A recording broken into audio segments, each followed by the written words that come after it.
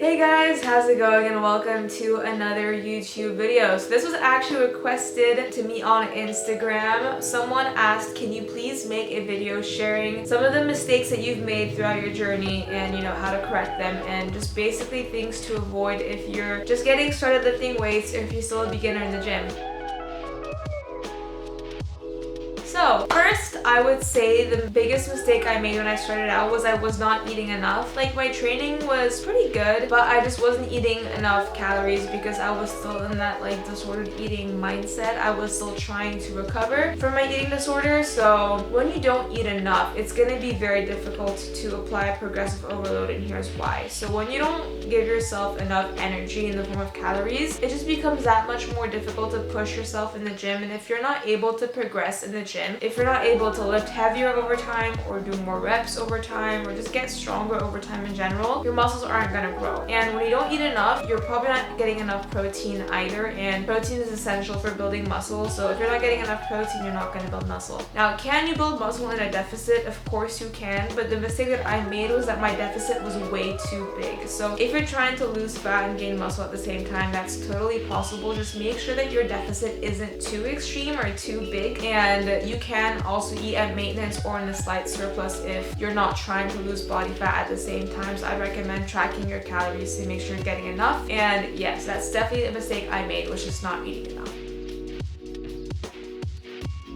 Now, the next mistake I made was never taking any rest days. So yeah, I was that girl that would go to the gym 7 days a week, no days off, no rest days, and it was pretty bad. My logic behind it was, oh, I'm never gonna train the same muscle group back to back anyway, so technically my muscles are resting. And while that is true, you need to consider the fact that there are two different kinds of fatigue. So you have muscular fatigue, so that's where you get DOMS, right? You get sore because your actual muscles are fatigued. But then there's this thing called systemic fatigue, and that's overall fatigue. That has nothing to do with any specific muscle. It's just your entire body. And in order to reduce systemic fatigue, you need to take full rest days where you don't train at all. I'd recommend taking at least one, but you can take more and still make progress. I'm training 5 days a week currently, and that means I take 2 rest days and I'm progressing just fine and I'm gaining muscle. You can still make incredible progress by training, only twice a week or 3 times a week, 4 times a week, but never more than 6, because that is way too much. The more frequently you train, the shorter your sessions are going to be, obviously, because you can spread out your volume a bit more throughout the week. The more rest days you take, that's totally fine, but just bear in mind that if you rest 4 days a week and only train 3 times, in order for you to fit in all the volume that you need to progress, your training sessions might take a bit longer. But if that's what you prefer, if you prefer going to the gym less frequently but for longer, do that. I prefer going to the gym more frequently but for less time, so that's what I'm doing right now.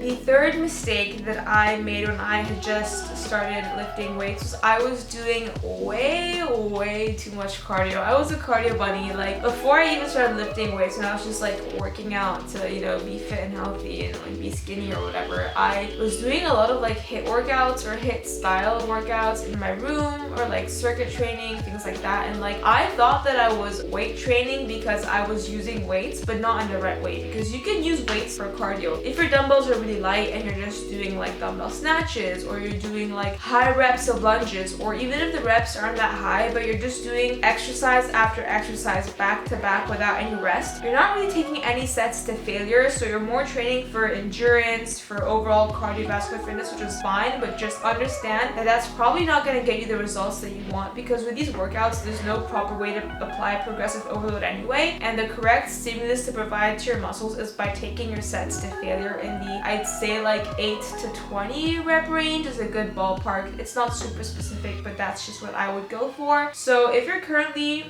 doing these HIIT workouts and circuits because you're scared of properly lifting weights, don't be afraid.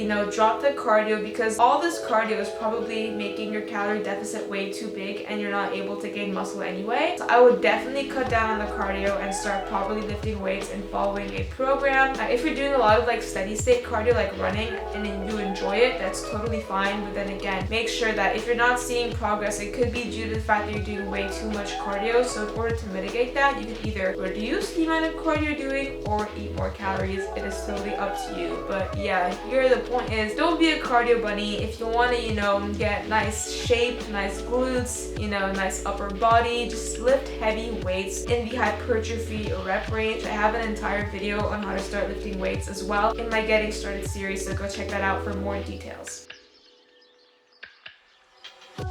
Now, another mistake I made was during my previous cutting phases, when I would try to, diet down, get lower body fat for a holiday or something, is I would reduce my calories every single week no matter what. Regardless of whether or not I was progressing, there would be a calorie drop every week or every 2 weeks. So what I would do is before I started my cut, I'd go on the notes on my phone and be like, okay, week 1 I'll eat this much, and then week 3 I'll drop it to this much. So they'd be week 1 1900, week 3 1700, week 5 1500, and I would just keep on dropping it. And then I planned the whole cut in advance, and then now I'm why was I doing that? Because if, let's say, on 1900 calories I kept on losing weight for 4 or 5 weeks, there's no need to reduce the calories even more. You can't plan ahead on a cut when it comes to how many calories you're consuming. The only way to make sure you're on the right track is basically just weighing yourself, taking progress photos, and taking measurements week by week. Just make sure you're making progress. Once progress stalls, that's when you make an adjustment. So too frequently I see people dropping their calories way too quickly, way too much, or adding cardio as well. I would plan how much cardio I would be doing. I was okay, week 1 no cardio, week 3 I'll do 2 sessions of cardio, and it's don't make the deficit bigger until what you're doing right now stops working, because that's when your metabolism has adapted, and that's when adjustment needs to be made. And the next mistake, again, has to do with when I was trying to cut, is not tracking accurately. So obviously, if you're not trying to lose weight and you're just trying to hit your protein and you're just kind of, training for fun or you want to get stronger, you don't have to be super accurate. You can track pretty loosely, that's fine. But if you have a certain body fat percentage based goal, if you want to get super lean, beach lean or even stage lean, you need to be tracking pretty accurately. Now, I was one of those people that I wouldn't weigh everything. I would weigh certain things and not weigh other things. I would never weigh my vegetables or my peanut butter, which was a huge mistake, because whether it's peanut butter or vegetables, whether it has a lot of calories or little calories, it has calories, right? And when it comes to getting really, really shredded, every single calorie counts. And I don't want to say this from an eating disorder type perspective, because it's not. This is basically just numerical data matters when it comes to being in a calorie deficit. You want to have control over all the variables, basically. So yeah, I wouldn't track sauces, I wouldn't track just a bunch of things. Sometimes I'd have just a bite of something, or I would just pick at something oh, it's nothing, just a nibble, oh, it's just a bite, oh, I just tasted that recipe. But those things added up, and I wasn't seeing progress for a long time because of this reason. And once I said to myself, I sat down with myself and I gave myself a reality check. I was look, you're not seeing the results that you want. You think you're eating 1600 calories, you're probably eating 1900, because these things do add up. So I was look, let's just take it up a notch, be real with yourself, and start tracking. And that's what I did, and I started seeing pretty amazing results pretty quickly. So yeah, if you're a selective tracker, this tip is for you. It might be hard, but you just have to be real with yourself and actually start tracking things accurately and weighing your food. Now, this next mistake is a gym-based one, and this is ego lifting. So we all have an ego, and we all have that one exercise that really feeds our ego. For me, it was mainly squats and deadlifts. I would go super heavy, and my form would be so shit. And the reason why this is a problem is because you might think you're progressively overloading. You're oh yeah, I'm going heavier, I'm applying progressive overload, I'm getting stronger. But if your form and your technique deteriorate at the expense of progressive overload, then you're not actually progressively overloading, because your technique isn't the same as before, so it's not consistent. 1, 2, it's probably dangerous, and you're setting yourself up for injury. 3, if your range of motion is compromised but your form is still okay, it's not progressive overload, because you're not doing the full range of motion like you were before. So here's what I would do. I would really just drop your ego. I know it's hard, I know, I've been there. I'm yeah, I can squat this much, I can deadlift this much, I can, but like just drop your ego at the door and film yourself. Record your sets so that you can see with your own eyes, oh, I didn't go past parallel on that squat. Oh, I didn't bring my chin all the way like above the bar on that chin up. Oh, my back was super rounded during that deadlift, or I didn't lock out properly on that hip thrust, things like that. Start filming your sets, and you don't always have to add more weight for it to be progressive overload. You can do more reps. I find that once you like work your way up to doing a lot more reps and you're comfortable within a certain amount of weight, then add more weight. So yeah, ego lifting, honestly, like I had to just kind of start from scratch at some point. I was like, okay, especially with my squats, I was like, okay, let me start going super light. Fuck the haters if they think I train like a pussy. I don't care. I'm gonna go super light and nail my form, and that's what I did. And that's when I actually saw a lot more growth in my quads, when I started squatting properly and not just using my freaking lower back to just good morning the bar up. And that's when I really started to see progress both in my strength but also in my physique, because my legs did grow a lot from it. And I actually stopped hating squats. I used to hate them even though I had a really bad ego with them. So yeah, ego at the door, guys. Form is the most important.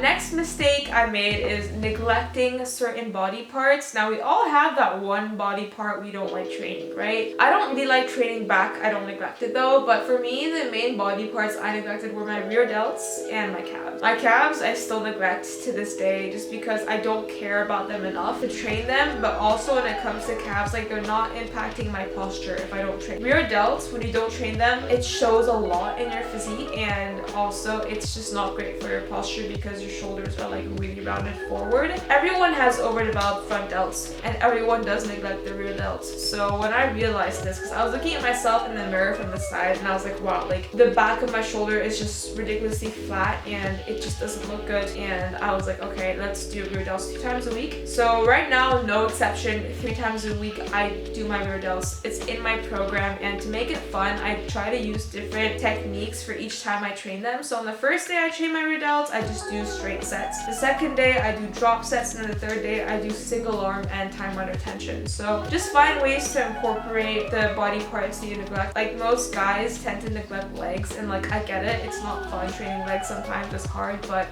train at least once a week if you're a guy when it comes to legs. But overall, when it comes to any muscle group, training it at least once or twice a week is really important to see results. And the more a body part is lagging for you, the more frequently you're gonna have to train it. So like for me, I'm playing catch up with my rear delts, having to train them 3 times a week. Had I started training them properly ages ago, I wouldn't have to hammer them that much now, and I'm playing catch up with them now, if that makes sense.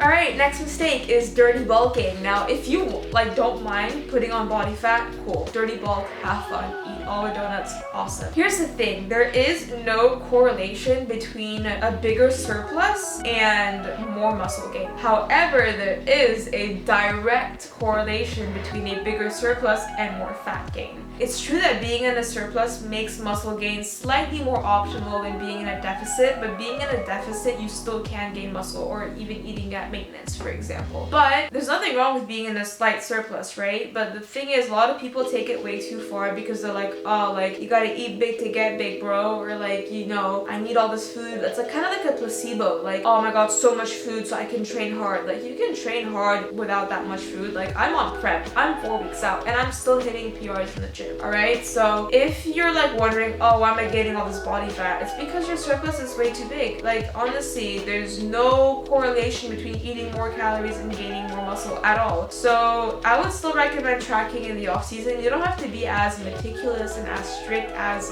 when you're dieting or whatever, and you can still be more flexible, but just be mindful that if you're trying to minimize how much fat you gain, like, just try and be aware of how many calories you're eating. A lot of people, when they gain weight, it's rarely ever all muscle. It's probably about like 20% muscle, 80% glycogen, fat, and water. So yeah, that's the truth, guys. It hurts, but it's the truth.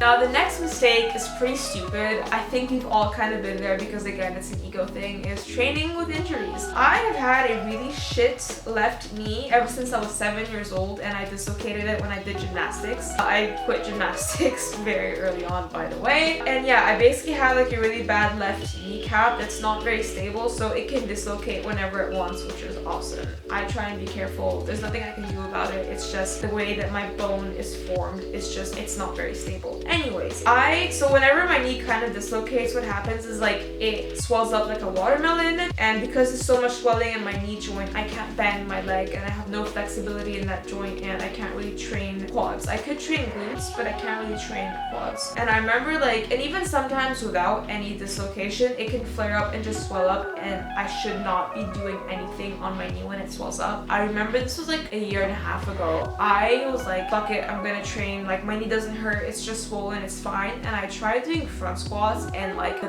pain I felt after was so bad, and it made my injury so much worse, and it took me like longer than it should have taken me to recover from that. And yeah, it's just not good. And I know people that have tried training through like shoulder injuries, and it gets worse, and then they can't train properly for the rest of their life. Like you are risking literally life-altering injury if you're working through a temporary injury. There's so many ways to train around an injury while recovering. You can focus on other body parts. Maybe in the short term your muscles may atrophy, but you're not losing muscle tissue unless you're bedridden, right? It takes, I think 3 weeks of complete inactivity for your muscles to start to atrophy and get smaller, so don't be too worried or fussed about it, right? So obviously here it's just about slowing down. In the moment, I know it's really tempting to just be like, fuck it, I want to train, but just slow down and try and visualize yourself in the future like, oh, I'm so happy I can train again because I didn't fuck up early on. It's about putting those like short-term needs and wants on hold for the long-term gain, right? It's like that about everything in life, not just training with injuries, but just try and keep that in mind, because coming from someone who has almost aggravated an injury to a point of never being able to train again, thank goodness I didn't take it that far.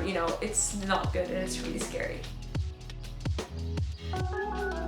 And then the last mistake I made was not following a training program. So when I first started like going to the gym and lifting weights, I would just wing it every single session. Just go in there and be like, yo, what's going on? What's happening? Like 10 different exercises, super like different rep ranges every week, different exercises every week, like just changing it up all the time. And like when you're a complete beginner, like you've never touched a weight before, no matter what you do in the gym, yeah, you'll start seeing results maybe for the first couple months because your body is not used to any stimulus. So any stimulus you do give to your muscles, your body will react to in a positive way. However, when you start, when you get past that like newbie phase of gains, you need to start following a structured program, because that's the only way you're able to track your progress week by week. Because how to build muscle is you need to be applying progressive overload. How can you apply progressive overload if your program changes every single week, right? So I'd say you have to plan your workouts for a week and repeat those same workouts every single